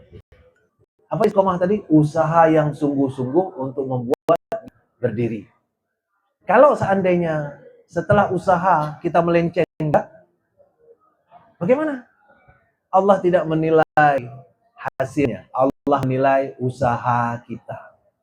Itu hebatnya. Maka kalau ditanya, bagaimana supaya kita bisa berusaha? Sederhana saja. Di dalam Al-Quran, Allah sebut ada surat yang disebut oleh Imam Syafi'i. Kalau kita paham tafsir yang dalam dari surat ini, maka surat ini cukup untuk hidup kita. Apa suratnya? Al-Asr. Surat Al-Asr. Itu cukup itu. Kenapa? Karena di dalamnya ada kata Allah SWT, wal asr. Demi masa, innal insana lafi khusr. Sesungguhnya semua kita berugi. Illal ladzina amanu wa amilus solihat, kecuali yang beriman dan beramal soleh. Kan agak mirip tadi dengan apa yang disebut oleh Nabi di dalam nasihatnya. Amantu billah tsumma istaqim. Amantu billah sudah ada di illal ladzina amanu wa amilus solihat adalah usaha. Kemudian belum selesai. Wa tawasau bil haq wa tawasau bis sabr. Saling menasihati supaya berada di dalam kebenaran dan saling menasihati supaya dalam kesabaran. Artinya apa? Stay in jamaah. Dan jamaah itu adalah jamaah yang saling menasihati. Itu cara terbaik untuk istiqomah. Ya, selalu berada dalam jamaah. Karena setan, kata Nabi SAW, setan itu kayak serigala. Serigala itu ketika ingin menangkap mangsanya, maka serigala itu menghabiskan waktunya lebih banyak untuk mengintai daripada untuk menyerang. Kalau di film-film BBC Channel, Discovery Channel, apa lagi? Discovery Channel, BBC Earth, Nat Geo, ya kan? Yang gitu-gitu kan film-filmnya kan film dokumenter selalu. Saya suka itu, ya. Salah satu filmnya adalah biasanya rusa ditangkap oleh harimau, ditangkap oleh singa dan sebagainya. Itu saya perhatikan betul-betul karena ada hadis Nabi. Ya. Singa atau harimau atau serigala ketika ingin menangkap kawanan rusa itu, dia ternyata mengamati dengan sangat lama. Sangat lama dia duduk di dalam semak-semak itu. Jadi dia tidak langsung sekonyong-konyong datang menang, tapi dia mengamati dengan sangat lama. Apa yang dia lihat sebenarnya? Dia melihat siapa di antara kelompok rusa, kawanan rusa itu yang paling sering terpisah dari kawanannya. Yang paling sering keluar dari jamaah. Itu dia. Yang paling sering keluar dari jamaah, itulah yang di-lock target oleh dia. Nanti, begitu dia sudah sadar, ini dia. Maka, rusa itulah yang menjadi target, itu ada rusa lain yang di dekat dia kejar. Dia tetap targetnya yang itu. Kenapa? Karena itu yang paling lemah sebenarnya. Jadi, istiqomah paling gampang ketika kita bersama dengan teman-teman seiman, sefrekuensi, dan berada di jalan yang sama, jalan benar. Itu sebabnya sebagian besar dosa dilakukan oleh orang dalam kesendirian. Sebagian besar dosa dilakukan oleh orang ketika tidak ada yang melihatnya atau tidak ada yang kenal. Demi Allah saya bilang, saya beberapa kali melakukan perjalanan ke Jakarta, ke Surabaya, ke Semarang dengan beberapa pejabat Aceh. Begitu sampai sana, jatuh topinya, jatuh peci. Ya, begitu sampai sana. Begitu sampai sana ke diskotik dia. Begitu sampai sana ke biliar dia. Begitu sampai sana, saya diajak. Ya, ya, ini kan dunia tigo. Jangan loh. Kenapa? Karena di sana nggak ada yang kenal. Ketika kita masuk ke biliar, ketika kita masuk ke tempat-tempat maksiat di sana itu nggak ada yang kenal. Coba bayangkan kalau Ustaz Ilham di sini masuk ke sana itu, Ustaz, Assalamualaikum. Jangan aja deh kamu. Nah, jadi bahaya sekali tempat kita nggak dikenal. Bahaya sekali. Itu sebabnya selalu berada di dalam jamaah sehingga kita terpagar dari yang demikian. Ya, terpagar yang itu. Saya pernah suatu ketika istri saya sempat ngomong itu karena saya kalau keluar itu sering pakai celana jeans, baju oblong, sendal jepit. Nah, kalau Bapak Ibu nanti lihat saya di luar kayak gitu, itu saya betul tuh. Ya. Karena ada beberapa kali jamaah itu sampai kon. Ya. Karena memang beda ya. Karena memang beda. Mungkin sering saya kayak gitu. Tapi kadang-kadang sudah duduk juga sama istri kadang di kafe di mana-mana. Kan anak-anak ABG yang lain, kami juga ada di situ. Nanti datang satu orang, Ustaz, ya sudah pakaian kayak gitu masih dipanggil Ustaz juga kan? Jadi istri saya bilang begini, susah kali gini bang. Kenapa susah? Kalau kayak gini nggak bisa buat salah lagi kita. Saya bilang ada cita-cita. Cita-cita kok buat salah. Justru inilah yang kita mau. Kemana kita pergi ada pagarnya. Kemana kita pergi ada yang menegur ketika kita buat sesuatu yang dianggap tidak pantas kita lakukan. Itulah yang buat kita istiqomah. Karena sendirian kita nggak sanggup. Sendirian pasti kita sanggup. Karena Nabi bilang, kita ditunggu oleh setan kapan kita sendirian. Ditunggu, dia tunggu-tunggu itu. Ya. Banyak tips-tips yang lain, tapi saya pikir yang paling signifikan itu. Ya, misalnya apa? Menjaga sholat. Ya kalau udah rame-rame gini pasti jaga sholat. Kalau sudah rame-rame gini pas waktu sholat kan enggak. Ya, jadi aku enggak ya. Kan enggak mungkin. Ya, jadi mudah-mudahan terjawab ya. Siap. Ada lagi? Ya, habis ini ya. Ini kita ada pertanyaan dari ibu-ibu. Ibu sini. Assalamualaikum warahmatullahi wabarakatuh, Ustaz. Pada saat kita khusyuk sholat, ada pasang surutnya Ustaz. Terkadang banyak kali yang dihadapi dalam kehidupan ini, diakibatkan stres. Bagaimana cara Ustaz kita meyakinkan diri kita kepada Allah tanpa tekanan atau pikiran yang selalu mengganggu? Obatnya apa Ustaz? Terima kasih Ustaz. Ini khas sekali pertanyaan ibu-ibu. Iya, pertanyaan ibu-ibu karena saya pernah ibu-ibu nanya sih, ibu-ibu itu jujur sejujur-jujurnya kalau dalam kajian. Jadi kalau mereka nanya terbuka saja. Jadi saya pernah ditanya mirip-mirip dengan pertanyaan ini oleh ibu-ibu dalam salah satu kajian ibu-ibu. Ibu-ibu itu, Ustaz, umur saya sudah 56. Tapi saya ingat saya seumur saya sholat nggak pernah khusyuk. Gimana cara saya bisa khusyuk? Itu pertanyaannya. Kalau kita yang bapak-bapak ini kan malu kita akui itu kan. Walau nggak khusyuk pura akui kita. Kalau kita bapak-bapak. Jadi agak beda. Bapak-bapak itu soal pertanyaannya seolah-olah tentang dunia. Ya, bertanya nanti tentang Palestina, Gaza, Netanyahu. Droga, ya. Kalau ibu-ibu jujur ya. Ya, yang ditanya itu anak saya, Ustaz, suami saya, Ustaz. Nah, ya. Suami-suaminya ditanya. Jadi, sidangnya main dirahmati Allah Subhanahu wa taala. Satu hal yang penting kita harus pahami bahwa semua kejadian baru akan terjadi kalau Allah izinkan. Itu penting itu. Itu tauhid penting itu. Ya, semua kejadian baru terjadi kalau Allah izinkan. Apapun itu, termasuk pikiran yang masuk ke dalam pikiran kita itu Allah izinkan masuk, baru dia kejadian. Kalau enggak Allah izinkan, maka itu nggak akan kejadian. Jadi, satu hal yang sebenarnya Allah mau adalah kadang-kadang Allah buat kita putus asa dengan usaha. Jazakallahu khairan katsiran. Masya Allah, tabarakallah. Luar biasa ya. Tolong dong.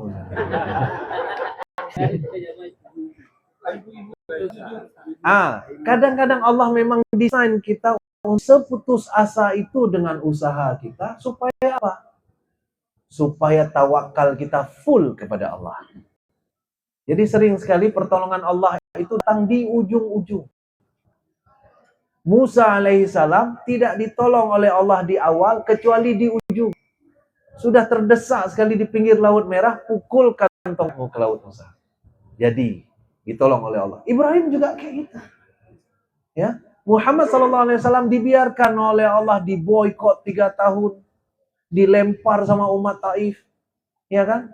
Diboikot, tidak bisa masuk lagi Mekah, diusir dari Mekah, diserang, macam-macam kejadian. Kenapa Allah biarkan? Allah membuat kita supaya terlepas dari semuanya sehingga bertawakal habis-habisan kepada Allah Subhanahu wa taala. Termasuk untuk urusan khusyuk dalam sholat.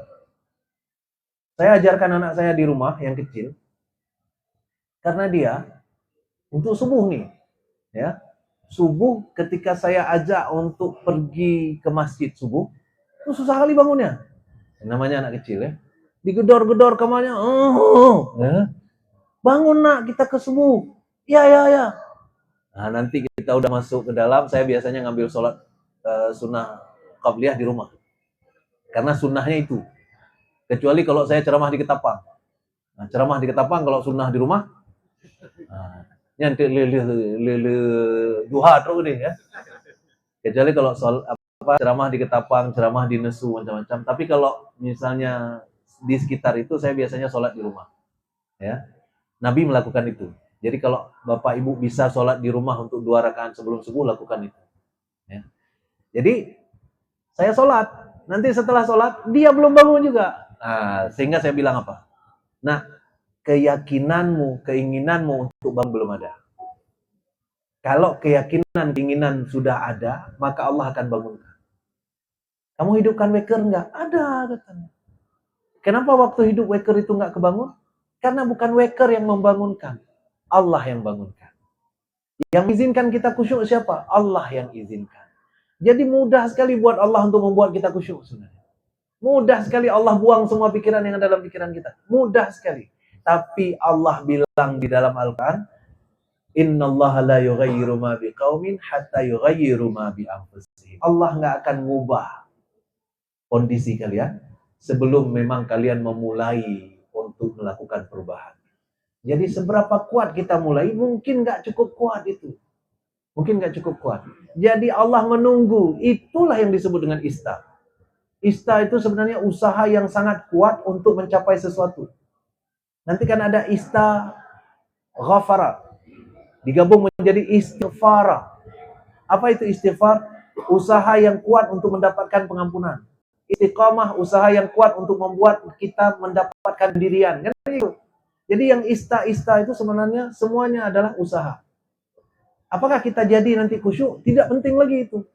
Yang penting adalah usaha kita untuk menjadi khusyuk. Maka sidang jemaah yang dirahmati Allah Subhanahu wa taala, Allah menilai usaha kita bukan hasilnya.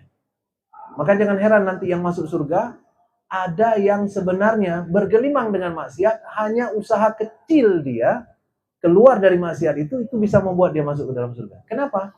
Karena yang Allah nilai adalah usaha. Itu sebabnya orang yang habis-habisan berada di dalam ketaatan belum tentu mendapatkan garansi dibandingkan dengan orang yang sebenarnya mendapatkan cobaan berat tapi hanya mampu bertahan dengan sholat 5 waktu saja. Ya. Karena Allah melihat usaha kita. Itu sebabnya ibu yang bertanya, ya, jangan terlalu minder ketika sholatnya nggak khusyuk. Tapi berusahalah supaya sholat kita khusyuk. Itu aja intinya. Cara supaya sholat khusyuk macam-macam. Makanya ketika saya ditanya oleh seseorang, ibu-ibu juga, bagaimana caranya supaya sholat saya khusyuk, Ustaz? yang 56 tahun tadi, ya. Saya seumur hidup nggak pernah khusyuk, Ustaz. Bagaimana caranya supaya saya sholatnya khusyuk, Ustaz? Jawaban saya waktu itu, saya bisa menjawab jawaban untuk ibu singkat, padat, dan sangat jelas. Jawabannya saya nggak tahu. Kenapa saya nggak? Karena itu masalah ibu. Yang membuat saya khusyuk dengan yang membuat saya tidak khusyuk atau yang membuat ibu tidak khusyuk beda. Pikiran yang membuat saya nggak khusyuk beda. Demi Allah saya bilang, kalau saya jadi imam, salah satu yang mengganggu kekhusyukan saya adalah ketika ada bisikan ke telinga. Bagus sekali bacaanmu. Tuh, ngeri itu. Biasanya, kalau itu sudah kejadian, saya lupa ayat berikutnya. Ya, kalau itu sempat terbersit, ya. Ini dibisikkan ke telinga. Memang kalau imam nggak ada duanya. Bagus sekali. Irama jiharkah kamu bawa? Luar biasa. Ini pasti ada yang nangis di belakang. Ya, dibisikin ke sini. Itu gangguan saya, Bu. Itu gangguan saya untuk khusyuk. Beda-beda. Ada orang yang mengatakan, "Baik kabar anak mi semiji, tengok anak khusyuk. Anak mi anak khusyuk ya." Ya kan? Jadi alasannya macam-macam. Ada yang jadi mengatakan juga karpet jangan bunga-bunga.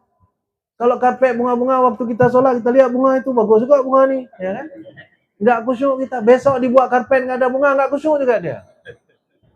Ya kan? Waktu karpet nggak ada bunga, apa pikiran dia? Kok nggak ada bunga nih? Ya. Kan kayak gitu. Ada yang mengatakan jangan kita ruh imam tua-tua kali nggak khusyuk kita ketika kita baca Bismillah, ya kan? Nggak khusyuk kita. Ditaruh Muzammil jadi imam, nggak khusyuk juga dia.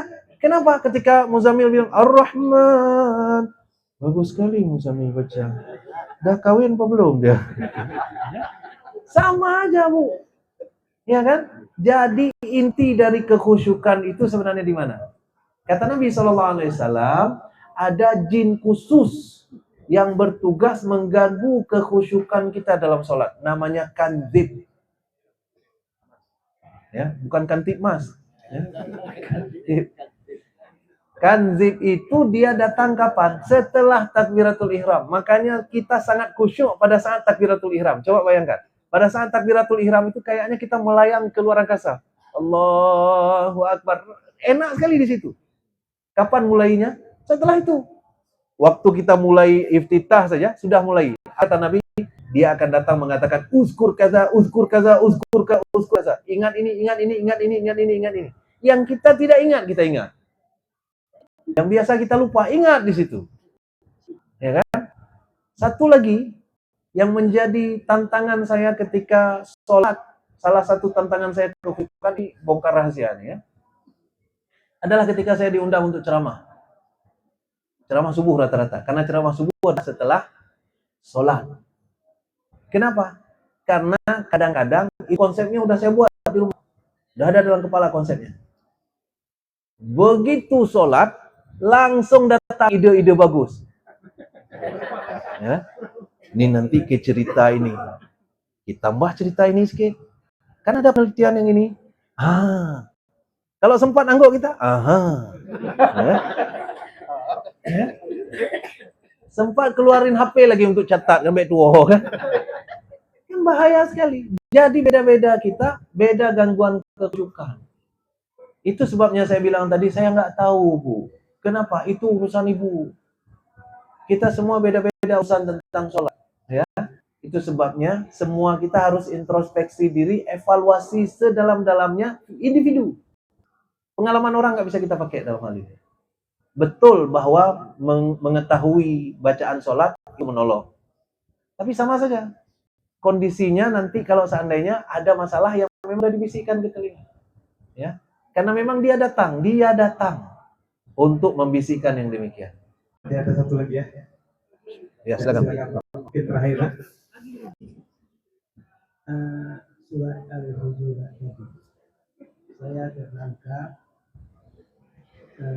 wala nisa'in bin-nisa'in masa ayakun jadi yang menjadi pertanyaan kenapa dibuat contoh yang tidak baik orang wanita, kenapa anda orang laki-laki, itu dalam Al-Quran. Ya, kalau nggak salah saya tahu. Jadi itulah mohon Pencerahan. Pak Ustaz jelaskan wanita yang diberi contoh tidak ada laki-laki. Mungkin laki-laki lebih banyak salah ya. Nah, demikian. Assalamualaikum warahmatullahi wabarakatuh. Assalamualaikum. Baik, ayat itu Pak. Ayat itu sebelumnya laki-laki Pak. Ayat itu kan bunyinya ya ayyuhalladzina amanu la yaskhar qaumun min qaum. Itu laki-laki. Hai orang-orang yang beriman, laki-laki itu. Laki-laki. Artinya kalau dalam bahasa Al-Qur'an metodologinya disebut itu muzakkar. Yang satu lagi muannas, yang perempuan, ya kan? Ya ayyuhalladzina amanu la yaskhar qaumun min qaum. Itu untuk laki-laki sebenarnya. Tapi yang saya ingin maksudkan tadi adalah kalau seandainya di situ ayatnya berhenti, bentar kita baca seluruhnya dulu. Kalau dipotong-potong lupa saya, ya. Ya ayyuhalladzina amanu la yaskhar qaumun min qaum asa an yakunu khairan minhum wala nisa'um min nisa' asa an yakunna khairan minhun. Sampai situ aja cukup, ya kan? Apa kata Allah? Jangan sekelompok orang mengejek-ngejek kelompok orang yang lain. Karena bisa jadi yang diejek lebih bagus daripada yang mengejek. Kan kayak gitu ceritanya. Siapa itu? Itu laki, Pak. Itu laki.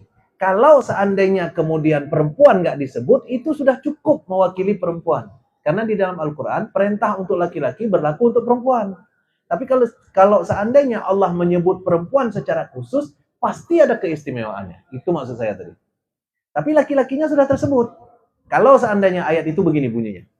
Ya ayyuhalladzina amanu la yaskhar qaumun min qaum asa an yakunu khairan minhum wala talbisu. Gimana? Nah, kan karena salah memang nggak bisa kita. Hah? Enggak. Maksud saya nisa mau kita buang. Kalau seandainya nisa kita buang, cuma karena itu mau kita buang nggak nyambung jadi ayatnya. Saya lupa jadinya ya. Kalau nisa dibuang, maka ayat itu sudah cukup untuk membicarakan juga bahwa perempuan juga jangan, gitu maksudnya. Tapi Allah sebut perempuan secara lebih khusus. Wala nisa min nisa. Ya kan? Kenapa? Karena ada potensi perempuan yang lebih kuat untuk melakukan itu daripada laki-laki. Ya kan? Ada potensi. Dan memang itu betul. Betul itu. Ya. Saya lihat di Instagram itu yang cerita tentang membicarakan orang, semua perempuan ditaruh. Saya nggak tahu kenapa. Dan itu bukan menjelek-jelekkan sebenarnya. Tapi itu warning supaya kita lebih aware dari awal. Jadi, jangan salah kita memahami konsep. Ini ada cerita-cerita misalnya tentang penyakit psikologis perempuan yang kadang-kadang salah diambil itibar oleh perempuan. Apa contohnya? Ada penyakit pada perempuan yang tidak ada pada laki-laki. PMS misalnya. Ada bapak-bapak yang tahu apa PMS? Jago kali oh. PMS apa Bu? Apa PMS Bu? Ibu-ibu aja nggak tahu apalagi kita ya. PMS itu adalah post menstruation syndrome. Jadi penyakit yang mengiringi menstruasi seorang perempuan. Hormon seorang perempuan berubah saat menstruasi sehingga sikapnya berubah, moodnya berubah, psikologinya berubah. Kadang-kadang dia cenderung uring-uringan, gampang bawa perasaan, gampang tersinggung, dan sebagainya. Laki-laki harus paham itu. Kita yang laki-laki harus baca buku tentang PMS. Supaya nanti kita nggak pikir, adik sudah berubah, beda adik dengan yang dulu. Padahal adik sedang PMS bang, ya kan? Abang aja yang bangai, ya kan? Misal, ya kan? Ada lagi penyakit perempuan namanya baby blues. Baby blues itu adalah penyakit setelah melahirkan. Perempuan sangat tersinggung, ini saya kasih tahu, perempuan sangat tersinggung kalau suaminya justru lebih peduli pada si bayi daripada peduli kepada dia setelah dia melahirkan. Dan itu memang dilakukan oleh laki-laki. Kenapa? Anak baru. Kalau ini kan anak lama, anak orang lagi. Ini anak sendiri. Ini anak sendiri. Sehingga apa yang terjadi ketika kita masuk kamar, istri tadi baru bongkar mesin. Ya kan? Dengan suasana yang tidak bermake up dan sebagainya, lagi lemah dan sebagainya, kita masuk ke kamar langsung ke bayi. Si istri tersinggung. Ada kasus yang istri sampai membunuh anak bayinya gara-gara baby blues. Itu penyakit. Tapi untuk apa itu ditulis dalam buku, dibahas panjang-panjang? Supaya perempuan aware sejak awal. Bukan untuk dapat legitimasi, bukan untuk dapat validasi. Supaya nanti, abang harus paham kenapa aku marah ini. Aku baby blues. Bukan untuk itu. Ya, abang harus paham kenapa aku baby blues nih bang. Ya kan? Ini abang-abang aku takat nanti. Ya, misalnya, aku baby blues.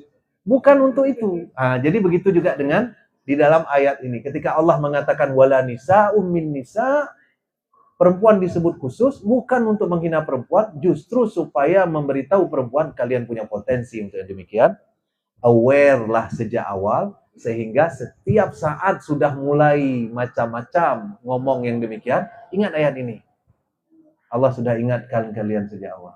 Jadi sebenarnya itu mengingatkan. Sama aja dengan ayat-ayat Allah dengan mengatakan kepada kita tentang hal-hal buruk tentang manusia. Apa misalnya?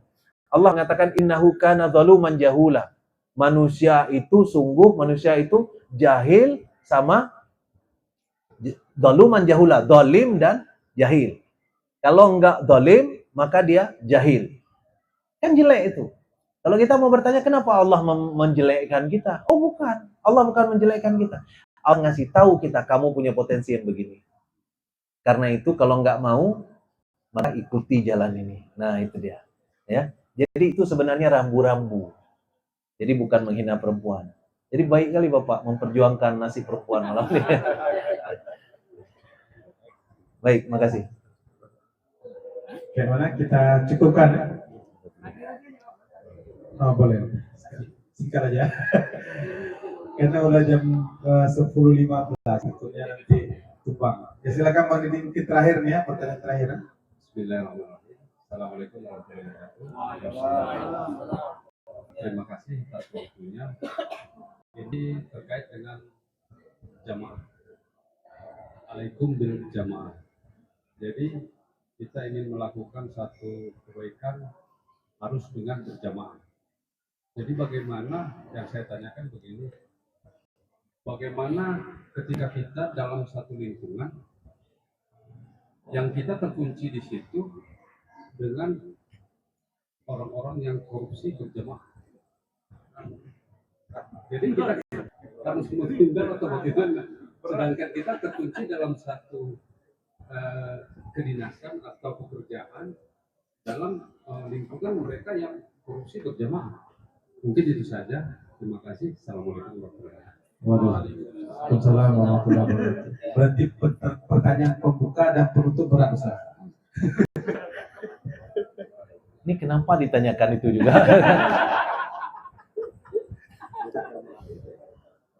Jadi begini. Rumit sekali menjawabnya itu. Kenapa? Karena itu kasuistik. Ya, kasuistik. Ada pilihan-pilihan dalam hidup. Ya, ada pilihan-pilihan dalam hidup yang membuat kita harus memilih. Bahkan beramal pun sebenarnya adalah ahsanu amala. Beramal memilih yang paling baik yang bisa kita lakukan sesungguhnya. Jadi ketika Allah hadirkan kepada kita, kok udah berdengung nih suaranya? Beda mic-nya ya? Bukan? Sudah? Oke. Ya, itu masalahnya berarti tadi. Ketika Allah bicara tentang ahsanu amala, maka ada dua ayat minimal yang identik dengan itu. Satu di Al-Kahfi, satu di Al-Muluk. Ya kan? Di Al-Kahfi, inna ja'alna ma'alal ardi zinatan laha linabluwahum ayyuhum ahsanu amala. Di dalam surah Al-Muluk, alladzi khalaqal mauta wal hayata liyabluwakum ayyukum ahsanu amala. Sama itu. Cuma yang satu hum, yang satu kum.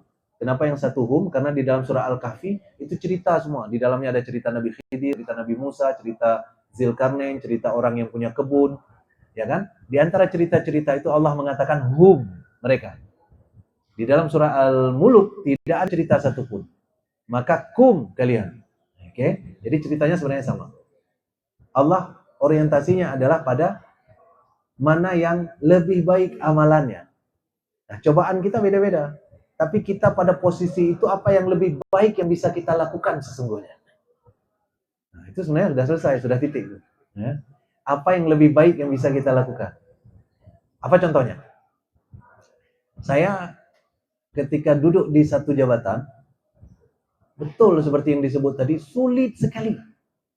Tahun pertama saya duduk di jabatan itu, hilang uang saya 15 juta. Maksudnya habis uang saya 15 juta. Ini online pula nih ya. Oke, boleh lah. Nggak apa-apa. Habis uang saya 15 juta. Kenapa habis uang saya 15 juta? Karena saya mainnya lurus. Ya kan? Karena nanti begitu ada ini, terpaksa ini, saya kasih, pakai uang saya. Setelah saya konsul, oh bukan begitu kerjanya, katanya. Gimana juga? Kita ambil dari sini, kita taruh ke sini. Kalau enggak, yang ini enggak jalan. Yang ini kemudian kita potong sikit bawa sini. Nah, ini. Nah, itu diajarkan saya. Sehingga waktu itu saya berpikir begini. Oke lah, kalau begitu saya duduk di jabatan ini sebentar saja. Setelah itu saya resign. Tapi waktu resign, enggak dikasih pula sama atasan. Sehingga 2 periode saya duduk di situ, Masya Allah.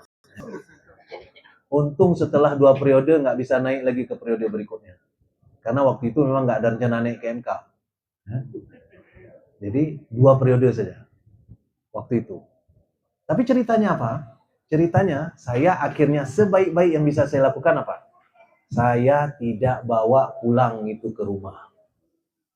Tapi saya cuma misalnya, ini kegiatan ini, ada lebih dananya, simpan untuk kegiatan ini nanti. Tapi tetap itu kegiatan institusi. Secara negara, itu tetap korupsi. Kenapa? Karena pertanggungjawaban ini dibawa uangnya ke sini. Ya kan? Itu kami sebut dosa jabatan. Tapi itu yang terbaik yang bisa saya lakukan. Sambil kemudian mendakwahkan bahwa sistem kita tidak benar. Sistem kita tidak benar. Maka secara konsep sebenarnya sistem keseluruhan harus diubah. Di tempat orang, salah satu yang menarik buat saya adalah ketika saya di Jerman, profesor saya itu menerima dana penelitian langsung block grant istilahnya. Langsung apa istilahnya? Langsung dikasih duitnya. Setelah dikasih duitnya, kemudian silakan pakai seperlunya untuk penelitian. Sehingga kita tidak perlu menipu untuk itu. Tapi di tempat kita, ini saya kasih tahu sederhananya, di tempat kita, harga spanduk, ini contoh sederhana, harga spanduk 300.000. Oke? Kita harus buat 300.000 sesuai dengan harga spanduk. Tapi masalahnya adalah, soya ucong uya ika spanduk. Naik gerod, ya kan? Untuk naik ke atas pohon kelapa untuk ikat spanduk 500.000. Harganya, karena 2 pohon kelapa harus naik. Pohon kelapa ini satu, pohon kelapa ini satu. 200.000 sebelah sini, 200.000 sebelah sini. Minimal 400.000 tadi kan.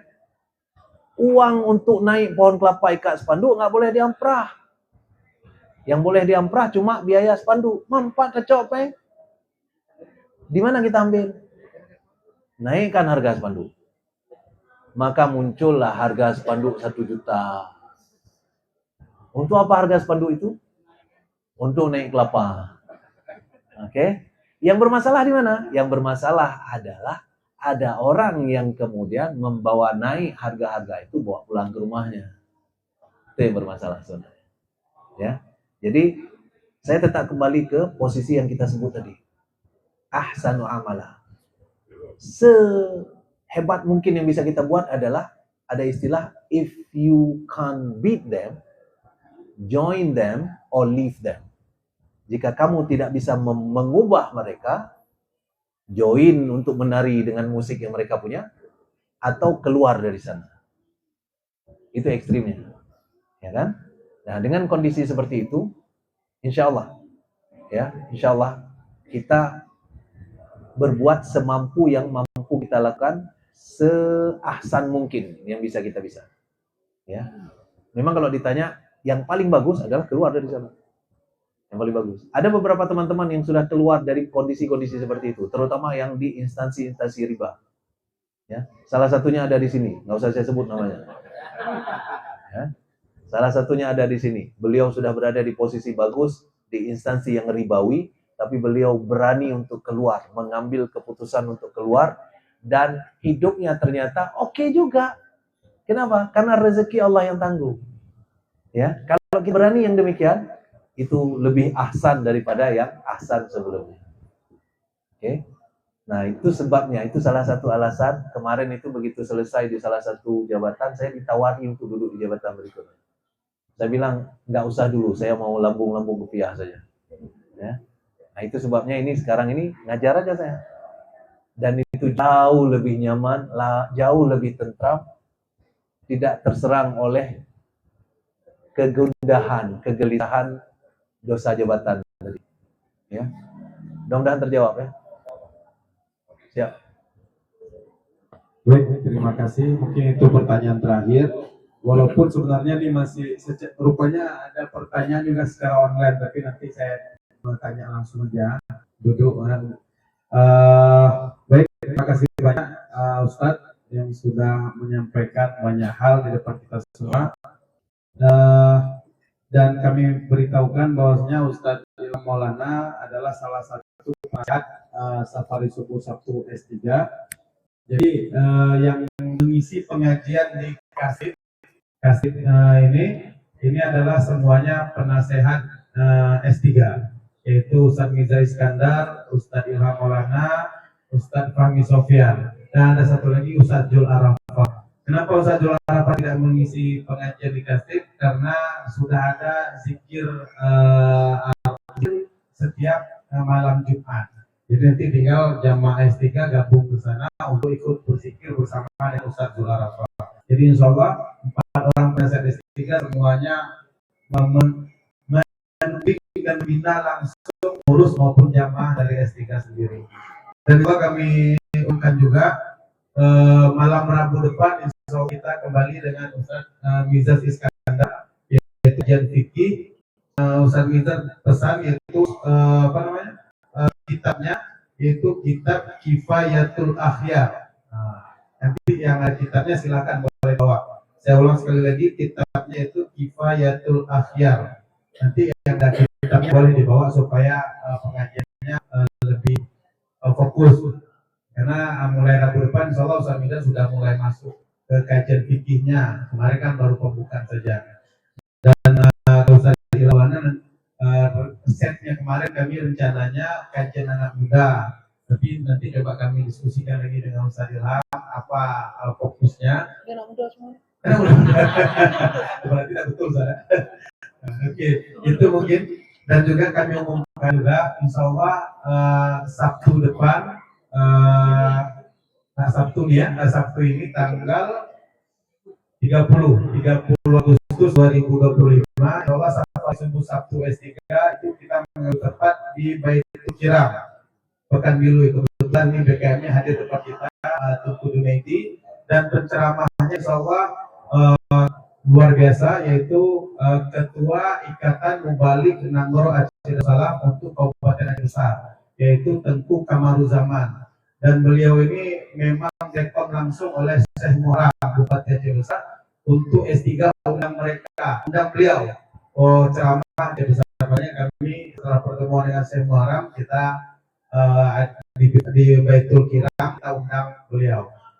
Itu mungkin kami harapkan sama-sama kita hadirkan, sama-sama kita ramaikan, dan insya Allah kita karena setiap bulannya itu dalam 1 bulan sekali itu kita akan rencananya mengundang tengku abu-abu dari unsur daya di ceramah di S3 Sabtu pagi. Jadi yang lainnya itu praktisi, akademisi dan lain sebagainya yang kita undang, insya Allah kita akan usahakan itu untuk kita undang. Cuman kita komitmen sebulan sekali kita akan undang unsur daya, baik tengku abu, dan ke depan insya Allah sudah kita usahakan untuk hadirkan Abu Budi. Sekian, terima kasih. mungkin kita tutup. Setelah tutup nanti yang ada kebutuhan sudah bisa untuk atau yang ingin lanjutkan duduk-duduk sambil santai silakan. Dan kami juga ada sediakan sedikit snack, yaitu bubur kacang hijau. Mungkin tidak hangat dari sore tadi kami dekat, tapi kalau kurang nanti mohon maaf, jumlahnya mudah-mudahan cukup. Ya, bagi saya tutup mungkin sudah bisa dibagikan atau dibagikan sekarang juga silakan. Ada di kontainer itu. Sekian, terima kasih. Yang benar datangnya dari Allah, yang salah datangnya dari kami. Jangan lupa juga suara Arafah Ahad di Masjid Al-Ansor Kampung Mulia. Arafah Safari Arafah itu Masjid Al-Ansor Kampung Mulia. Nah, itu juga tolong kita sama-sama ramaikan. Sekian, terima kasih banyak. Yang pengumuman dari bendahara ada? Ya, belum siap. Coba mulai malam Rabu depan, soal bendahara akan membuka kondisi khas karena kita ada yang dari celeng dan kami ingin transparan, ingin terbuka, jangan ada dusta di antara kita. Jadi nanti kami akan umumkan secara langsung, mungkin yang umumkan mulai malam Rabu depan berapa jumlah kasnya, kasusnya, kas keluarnya akan kita umumkan. Ya. Terima kasih, banyak maaf. Mari sama tutup dengan baca hamdalah. Alhamdulillahirabbil alamin.